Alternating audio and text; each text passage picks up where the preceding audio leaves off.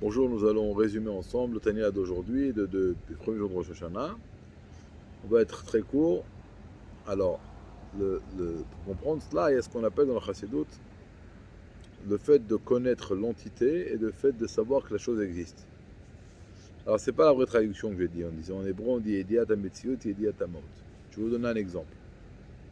Lorsque j'apprends une Mishnah dans laquelle on enseigne qu'il y a un taureau qui a encore né une vache et il y a eu tel et tel incident, et donc la loi sera que le propriétaire du taureau devra payer à la vache tel et tel dédommagement. C'est un exemple, tout simplement un exemple. Mais lorsque j'ai parlé d'une vache et d'un taureau, on est tous conscients qu'est-ce qu'est une vache et qu'est-ce qu'est un taureau. D'accord? Alors, lorsque je vous dis qu'il y a le monde d'Atsilut et que au-dessus du monde d'Atsilut, il y a un niveau qui s'appelle la couronne, dans la couronne, il y a deux niveaux, c'est encore une fois un exemple. Alors, personne d'entre nous n'a vu cette couronne. On sait que la chose existe, on ne sait pas ce qu'elle est, vraiment. Nous n'avons pas de connaissance dans l'entité de la chose, seulement dans l'existence de la chose. Alors, donc, maintenant on va comprendre, d'un côté c'est écrit que Moshe, il avait une limite.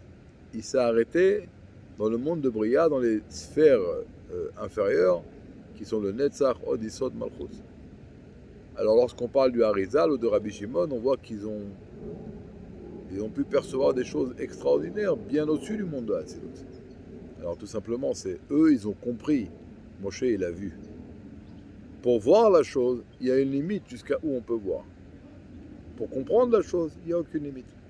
Donc lorsque nous disons que le sage, l'érudit, a une supériorité par rapport au prophète, ça dépend de quoi on parle. Quand on parle de voir l'entité de la chose, c'est là le prophète qui va être plus grand. Mais sa grandeur fait qu'il a une limite où il peut voir. Alors que lorsqu'on va comprendre les choses dans l'intellect, sans voir les choses, alors là on peut comprendre jusqu'à l'infini. Ça c'est en gros le Tania d'aujourd'hui et de demain. Après Rosh Hashanah, nous continuerons une très bonne et douce année.